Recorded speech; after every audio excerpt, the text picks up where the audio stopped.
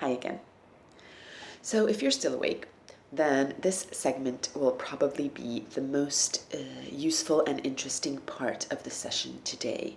We're going to cover what are the factors that can make a customer higher risk in terms of AML, and then we'll also talk about what enhanced due diligence means and the key element of that, which is identifying and verifying the source of wealth. In other words, where is the money coming from? And then we'll talk a little bit about what it is that you can do with this knowledge in mind when you're dealing with a customer and anticipating that it might be high risk from an AML perspective, so that we can all make the process, the AML approval process, quicker, faster, and good experience at the end of the day. So I'll first touch upon the main factors that can make a customer higher risk in terms of AML. And although there are a number of factors, there are 4 key ones that I want to talk about today. So I'll start with high-risk country. So there are a number of countries which are considered higher risk from an AML perspective.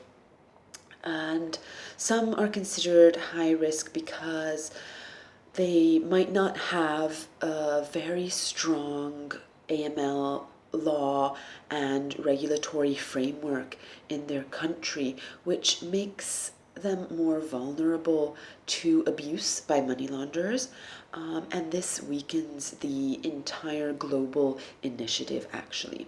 So countries that are the closest to us which have deficient AML standards would be Sri Lanka and the islands of Vanuatu. There are also countries which we consider higher risk from a terrorist financing perspective. So these will be countries where there is conflict. Typically, Syria, Sudan, and Iran are usually the most prominent examples of these countries, and also countries that are higher risk in terms of sanctions, like North Korea and Myanmar, which was sanctioned until a few years ago quite heavily by the US. So if we have a customer that is either a national or a resident in any of these countries that we consider high risk, that will almost automatically make them a higher risk in terms of anti-money laundering, and will in turn require us to do some enhanced due diligence and ask a few more questions and get a few more documents to understand where the money is coming from. Then another area which we consider when assessing a customer from a money laundering perspective is if they are politically exposed, PEPs, politically exposed persons. So these are persons that are or have been in a prominent political role. These are usually high-ranking officials, ministers, presidents, or heads of state-owned companies like Temasek. And these people are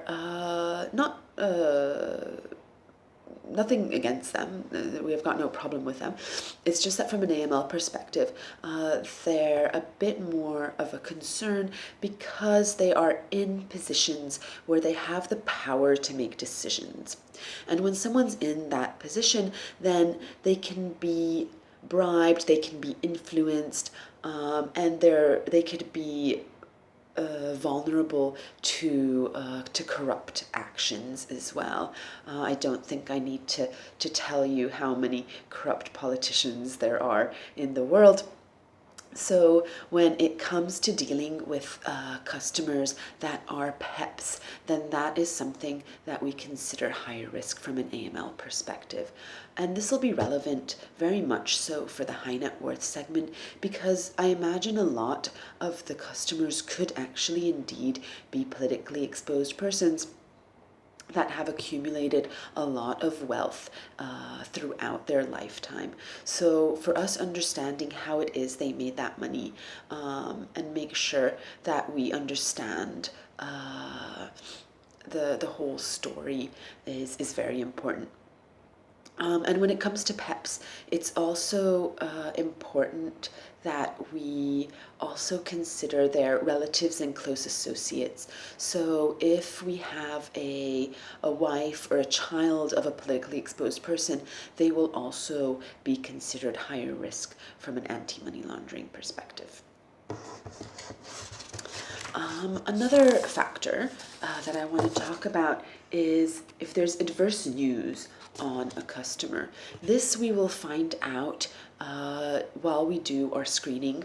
So you might not know this up front when you're speaking to a customer, but the company has a process in place where new customers are screened against these sanctions and adverse news lists, so that we know if they've had any wrongdoings in the past. Things could vary from being sentenced to jail for fraud or corruption, or having had to pay a fine for some misconduct that the person has done. We actually come across these cases quite often in the AML team. There are customers that have adverse news findings on them, and it does not necessarily mean that we cannot accept the policy request. It just means that we need to assess the situation on a case-by-case basis.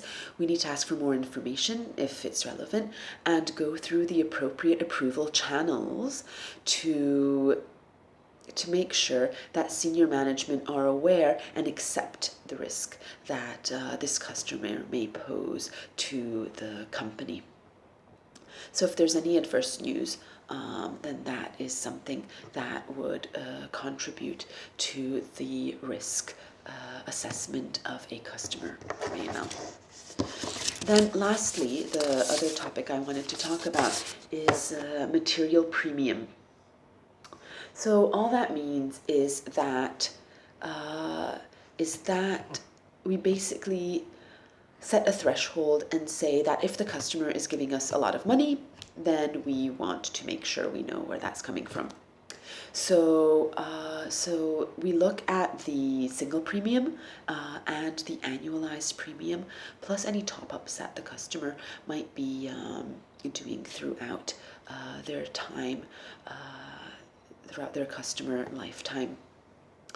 And the thresholds might change and might alter, and for high net worth customers this will be very relevant because they will likely be bringing in they likely be buying large policies to cover themselves and their loved ones. So we can anticipate that most of the high net worth customers will be bringing in a lot of money, and if you already know that in advance, then you can already anticipate that we will have to understand where the money's coming from and be able to evidence it through appropriate documentation. And that is what I'm going to talk about next, is the source of wealth that we need to understand, and the different types of documents that we could use to validate that that is the source that it is coming from. So in the next video, that is what I'll talk about. And now that you know what factors can contribute to the risk score, the risk rating of a customer, we'll look at what the enhanced due diligence pertains.